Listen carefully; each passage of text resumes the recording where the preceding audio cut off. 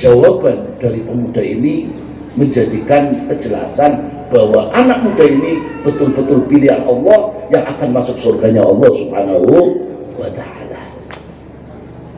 Terus kenapa kamu timang-timang? Mohon maaf Nabi Musa, setiap malam saya bermunajat kepada Allah. Kalau nyuwun dumateng Allah, tu Gusti, mugi-mugi wong tuane kula diampura dosane. Beliau melakukan dosa besar. Mohon maaf Nabi Musa, itu kedua babi tadi adalah kedua orang tua saya yang Allah jelmakan jadi babi karena melakukan dosa besar.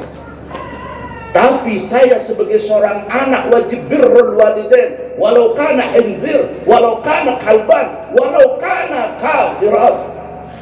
Saya wajib berbakti kepada orang tua, walaupun orang tua saya bentuknya seekor babi. Temriki wonten sifat babi, wonten segibune babi, Pak. Tidak ada. Kenapa kita sia-siakan orang tua kita? Maka pernah sahabat bertanya kepada Rasulullah SAW, bagaimana tahu senyumnya Rasulullah secara majas? Bagaimana tahunya ridhonya Allah? Apa jawaban Rasul? Tinggal kamu pandang orang tua kamu, pandang ibu kamu, pandang ayahanda kamu. Kalau kamu pandang orang tua kamu, dia tersenyum, berarti Allah lagi ridho kepada kita. Kalau kamu pandang bahwa orang tua kamu lagi ngamuk, berarti Allah tidak ridho dengan kita. Maka kita sowan, kita pengen mendapatkan keberkahan dari bahasan Busyra. Biar apa? Biar tambah baik, tambah baik. Dan hakul yakin, kalau saya meyakini, saya meyakini seluruh ajaran min ladun Nabi SAW sampai sekarang pasti ajarannya sama, Pak. Pasti mengenalkan tentang birrul walidain. Coba jenengan tinggal di manakib-manakib. Saya baca manakib madzhabul arba'ah, Al-Imam Syafi'i, Al-Imam Malik, Imam Hanbal, Imam Abu Hanifah, kulluhum, semuanya tidak akan pernah ada mendapatkan derajat semacam itu kecuali berbakti kepada orang tuanya. Ini harga mati, Pak. Maka kalau kelolaan panjenengan pengen kados bahasan Busyra, amalkan apa yang beliau ajarkan. Dan kalau pernah tanglet, adalah seorang ulama besar Habib Salim bin Abdullah Syadiri. Beliau menarik disohani kali yang santer nih pun, Habib saya minta doa Habib. Apa jawaban beliau? Kamu masih punya orang tua Anda, masih punya ibunda. Kasih Habib, datang kepada orang tua kamu, minta kepada orang tua kamu doa, insya Allah doa walid liwaladih kadu'ail anbiya li ummati Allahumma amin ya rabbal. Ini hal bukan cuma puluhan tahun, Pak, lebih dari 100. Kenapa? Ada apa? Seorang hamba Allah bahasan Busyra sampai segini hebatnya, puluhan tahun, ratusan sampai 100 tahun lebih masih diingat. Kenapa coba?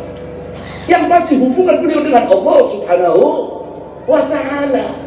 Jangan sampai kita mengklaim pecintanya, kita mengklaim pengikutnya, kita mencem muhibbinya, akan tetapi tidak mengajarkan ilmunya.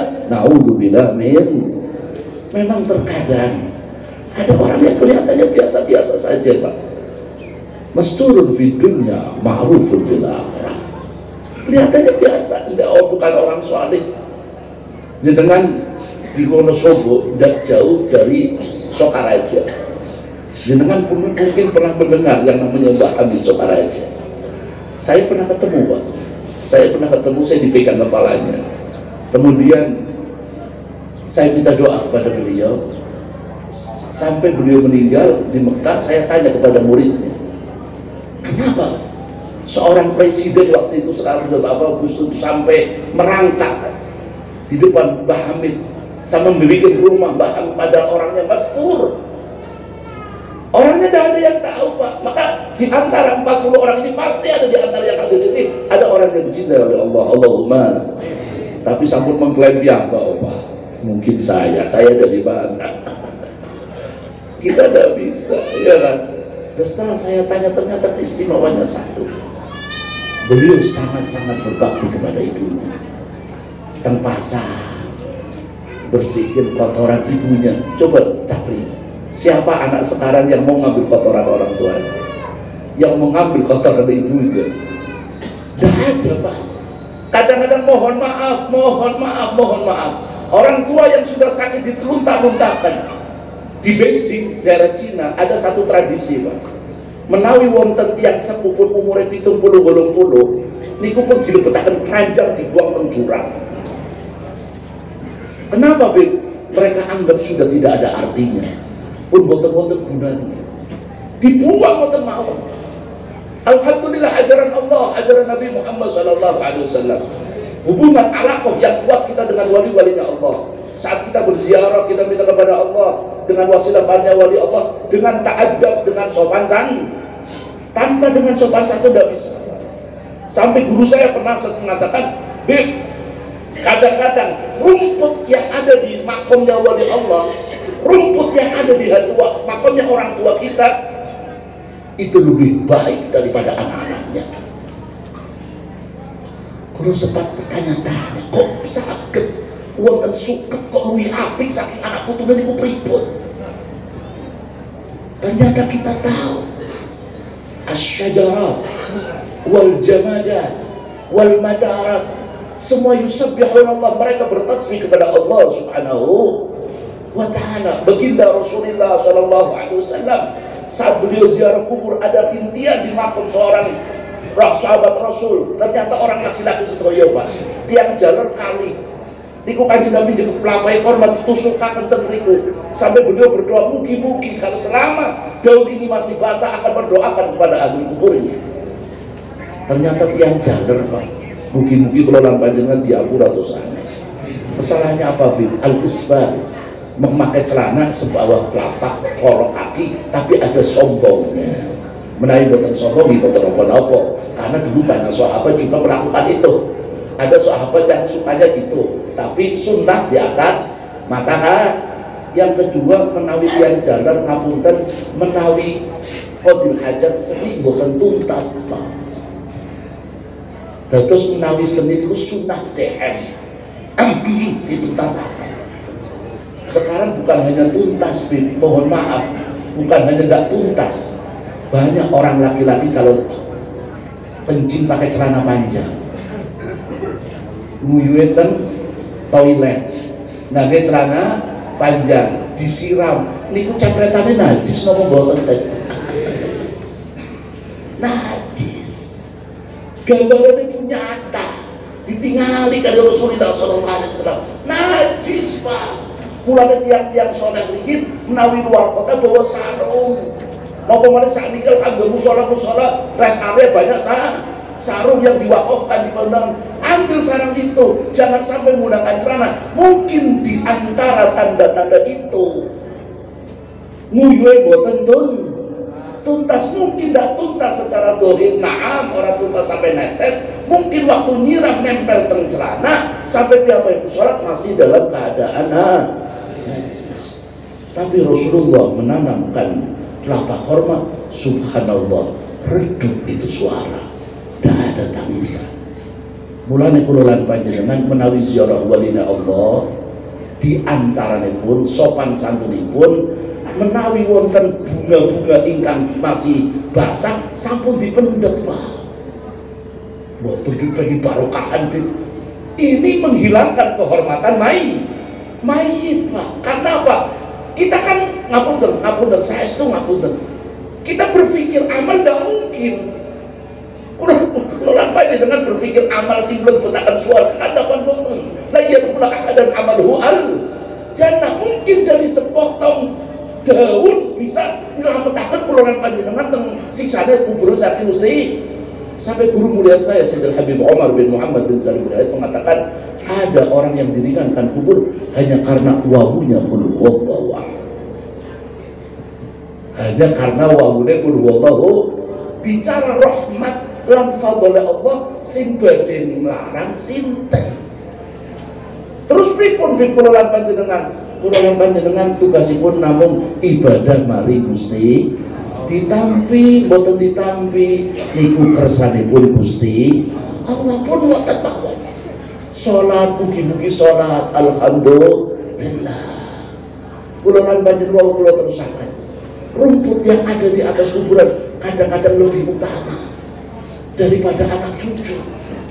Sampai guru-guru Mbah Maimun ketika akan yang nampaknya perkara baik pondok pesantren. Pondok pesantren kan saya Pak, gila bagi. Tapi Mbah Maimun secara wanti-wanti waktu kulo nyodorakan pesantren kulo, yai kulo bertindakan pondok ngeten yai, modelnya ngeten. Napa Mbah Maimun ketika kan Bib pondok iku dunya Bib boten digawa mati Bib sing digawa mati niku yufaqihu fiddin pengajian teng lebetipun pesantren. Ternyata betul berapa banyak orang tua yang kuburannya disempitkan hanya karena keturunannya yang memperebutkan hal semacam itu. Kata apa macam banyak apa macam. Apalagi tokoh-tokoh bicara yang model pesantren mawon kadang-kadang diperebutkan. Apalagi kados kulolan panjenengan yang awam bukan memperebutkan pondok pesantren, kadang-kadang merebutkan urusan warisan. Benar ketika dikiai wow suka tenui api daripada anak putunipun Pak. Benar apa betul? Berapa banyak orang yang menangis di alam kuburnya? Berapa banyak orang tua kulolan panjenengan menangis gara-gara kulolan panjenengan ngaji naam, torikohan naam, gada guru wali naam. Tapi yang paling penting bagaimana hubungan kita dengan Allah Subhanahu wa ta'ala. Kadang orangnya biasa tapi mulia indah Allah.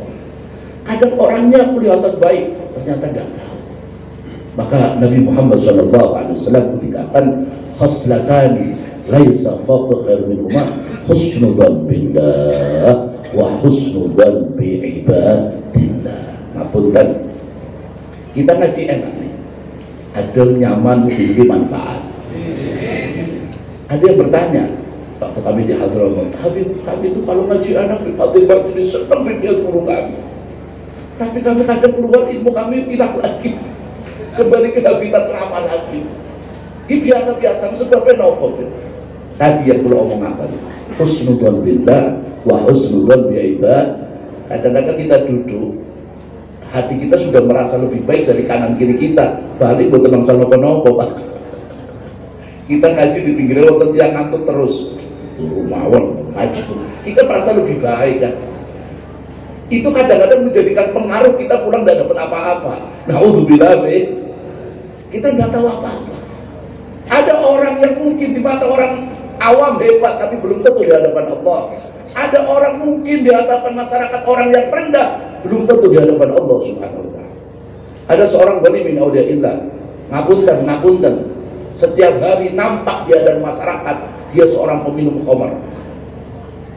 Ya tumbas, memang tumbas di masyarakat ini boten salah wong piyambake pun mertos bekok. Bawa botol wonten minuman keras wangsul menawi ngajenipun istrinipun saya pecah ini botol. Ngapunten boten minggir. Ya Allah, ngapunten. Dipecah dar. Sampai istrinya ngomong, "Papa, jenengan dianggap masyarakat peminum minuman keras. Tapi jenengan langsung malah botolnya dipecah. Tapi jenengan tetap dicap jenengan peminum keras." Apa jawabannya? Saya tidak butuh pengakuan masyarakat. Saya butuh pengakuan Allah. Alhamdulillah satu malam ini botol ini diminum oleh satu umat Nabi Muhammad SAW. Bertahun-tahun Pak, bertahun. Mangke piyambake pun tempat prostitusi perempuan-perempuan nakal. Kalau sudah di kamar berdua sama perempuan nakal, tanya perempuannya, "Kamu setiap malam dapat berapa?" 100.000, 200.000. Nih, sekarang kamu pulang. Saya tidak akan tidur sama kamu saya selamatkan malam ini, kamu pulang. Tapi keluar dari kamar dicap Pak. Tiang madon minum gini apa nggih? Stempelnya pun tembakau ke tiang ala Pak. Tapi mending di stempel tiang ala daripada di stempel tiang saya tapi bukan saya. Al-Habib Hasan Asy-Syatiri, seorang wali Allah Abdul Qadir. Saya kemarin ketemu dengan muridnya dan saya sempat bermusyawarah dengan beliau. Kalau mau salaman dengan Habib Hasan, ini orang sudah kaku semua Pak. Baca doa terus, ya satar biar tertutup sih Pak. Tapi beliau bicaranya ya Fatah itu bukan stop. Setiap pagi sampai ada yang sholat subuhnya jam itu mawon ngertos. Tadi sholat subuhnya kotor. Kamu belum mandi junub, terlihat Pak, coba bayangkan. Nah ini banyak orang-orang yang dipilih oleh Allah Subhanahu Allahumma sholli wa sallim wa barik. Sampai piyambai pun ngomong kali estrini pun, lihat suatu saat waktu saya meninggal yang akan memandikan saya seorang raja, Pak Presiden langsung yang memandikan saya. Sampai istri kaget, loh mas jenengan ten kampungnya pun dicap tiang ala, tiang kados mekaten pemilu-minum tikang liang madon, kok jenengan malah punya hayal. Lihat aja nanti yauminal ayyam Pak, piyambai pun sumarengan sani Gusti, masyarakat menganggap ini orang hina, sampah masyarakat, meninggal dalam keadaan minuman keras, padahal masyarakat boten ngertos nopo-nopo, dianggap sebagai orang yang suka tidur dengan perempuan, padahal tidak, dia memberikan sedekah kepada orang tadi. Sampai saat dia meninggal tidak dianggap oleh masyarakat. Subhanallah, ada seorang raja yang lagi survei ke lapangan sidang, lagi nyamar kali ajudan-ajudan pun, kali pengawal-pengawal pun, kali keliling kampung, lihat jenazah geletak, lihat jenazah tergeletak, boten-boten si ngurus. Sang raja bertanya, masyarakat tidak ada tahu bahwa ini rajanya, ini mayitnya siapa ini, jenazah siapa ini? Kata masyarakat, niku tiang boten-boten artinya Pak, peminum, tukang mabuk-mabukan, buat apa kami ngurusin jenazah ini? Loh, rumahnya mana? Rumahnya sana. Sang raja tadi sama pengayo kita ketemu, kita bawa ke keluarga ini. Ternyata sang istrinya lagi teriak-teriak, ya waliullah, ya waliullah. Memang si ngertos wali namun istri netok Pak. Ini kelolaan panjenengan si ngertos bajingan namun bojone kula tok. Dengaji kelolaan panjenengan Masya Allah, nah dalam kita gobroknya kelihatan. Ini dah ya waliullah, ya waliullah, ya waliullah. Sang raja gendong jenazah tadi dibawa masuk, kemudian bertanya pada sang ibunya, Bu, ini siapa? Ini suami saya. Kok ditelantarkan di masyarakat? Iya, masyarakat dari dua ini Gusti Allah Pak saestu. Dari mana jenengan kertos wali Allah? Ini setiap hari beli minuman kan boten diombe boten, dibuang, dipecat. Niki botolnya sampai pecah kata sangat. Boten tiram kali estri boten. Piyambai pun dia kasih cerita niku namun dikasih yotro. Cuma yang bikin saya janggal sampai sekarang saya tanda tanya. Piyambai pun sedurunge Sumare ngomong nanti yang akan bakal memandikan seorang raja. Raja saking pundi Pak? Padahal di hadapannya ada seorang raja. Kata rajanya apa? Betul, suami kamu wali min awliyaillah, masturun fid dunya, ma'rufun fil akhirah. Allahumma salli wa sallim wa barik. Kenapa Pak? Saya adalah raja. Saya akan memandikan, saya akan menguburkan, saya akan mengafani, dan saya akan umumkan seantero negara semua ulama-ulama untuk menyolati orang ini, karena orang ini wali min awliya illah. Kita nggak tahu Pak. Maka pentingnya kita ngaji, pentingnya kita punya uluk alaq dengan wali-walinya Allah. Kita belajar dari majelis semacam ini, semoga betul-betul mendapat ridha Allah Subhanahu. Dan semuanya apapun urusan masalah dunia, semua orang juga butuh itu jelas. Itu siapa sih tidak butuh dunia? Semua orang butuh dunia, semua orang butuh duit. Tapi orang ada bedanya, mana orang yang punya alaqah dengan ulama, mana yang tidak. Orang kalau sudah punya alaqah ulama, pastinya orang ini akan berkah hidupnya. Maka Nabi Muhammad SAW mengatakan, sayati zamanun ala ummati yafirruna minal ulama. Sayati bakal teko opo zamanun suwiji zaman ala ummati ing atase umat ingsun yafirruna kang padha lumayu sapa umat minal ulama saking ajarane ulama. Berapa banyak ulama yang kadang-kadang di kampungnya dianggap biasa, tapi di antara luar terkenal. Ini bukan dari zaman sekarang saja. Al-Imam Al-Habib Abdullah bin Abdul Haddad yang punya Ratibul Haddad, itu di kampungnya tidak dikenal. Sampai orang luar pada datang, kami mau ziarah ke wali Allah, ulama besar. Siapa? Al-Habib Abdullah Al-Haddad. Oh, Haddad. Sampai ada satu anak saya tidak tahu ya. Satu anak suruh bapaknya benerin pisau, Pak. Haddad kan tukang besi. Haddad itu artinya tukang. Coba jenengan tinggal ditemukan di Mas Sulamul Taufik. Al-Haddad itu awalnya namanya tukang besi. Nah, niku wonten tiyang piyambak iku mainkan kali putrane pun tolong ini besi ini peso ini dibenerkan ke Haddad itu. Pikiran arene, oh, Habib Abdul Haddad dibawa ulama besar membenerkan peso, Pak. Padahal artinya maksudnya Haddad tukang besi di pasar. Akhlak seorang waliullah. Sang anak datang tanpa rasa salah. Pak, kalau badai menolakan pisau dikain bapak. Oh iya, taruh aja, besok diambil lagi ya. Nggih. Wangsul laporan kali bapak ibu.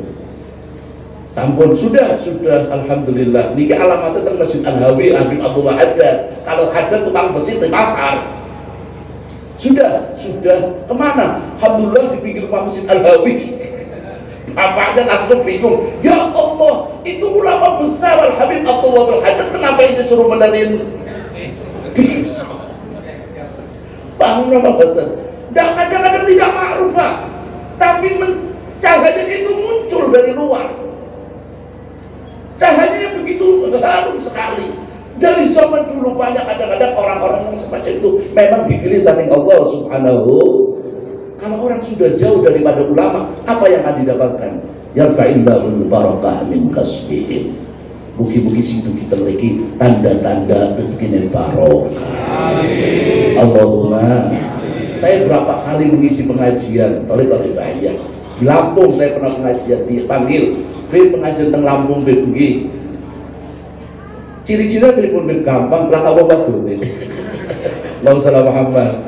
Saat kami sudah mengajarkan gitu, saya kalau punya pengajian, saya kalau pengajian selalu saya tutup, malah pakainya proyektor, Pak. Saya kalau pengajian pakai proyektor, jadi jamaah perempuan saya tidak melihat saya, lihatnya cuma lewat layar pun, betul saya ketinggalan dia baik pun, karena memang aturan dulu ngoten, teng kampung ngoten, teng masjid dulu ngoten, muka-muka tambah barokah.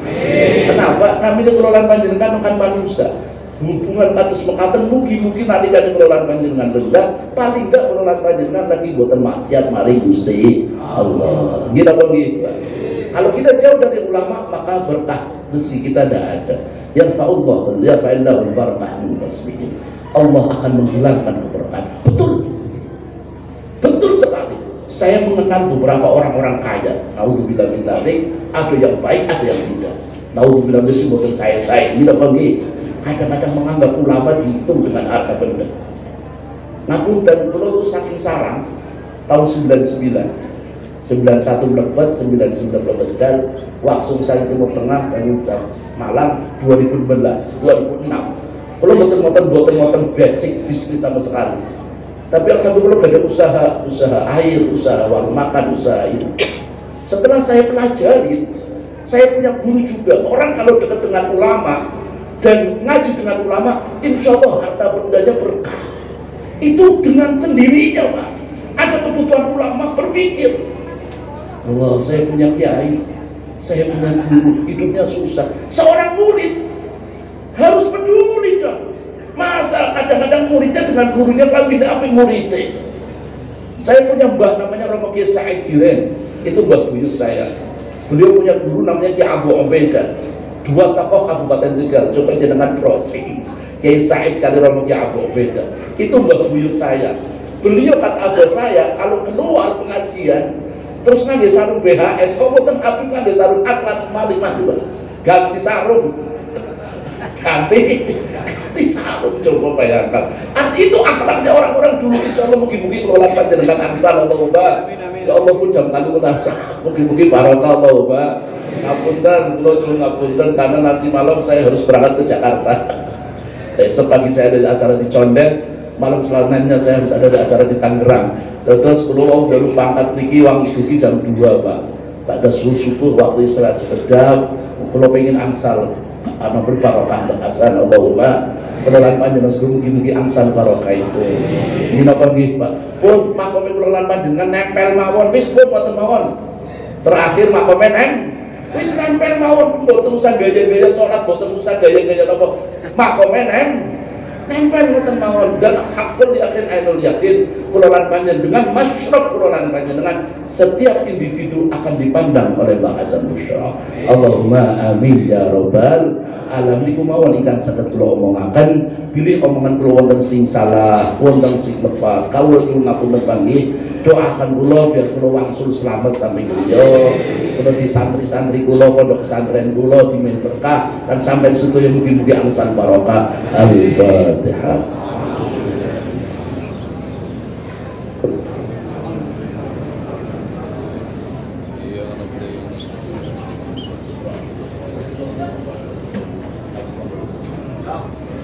Dari awal hingga akhir yang selesai kita maaf. Allahumma fiqna bimitarik. Wassalamualaikum warahmatullahi wabarakatuh.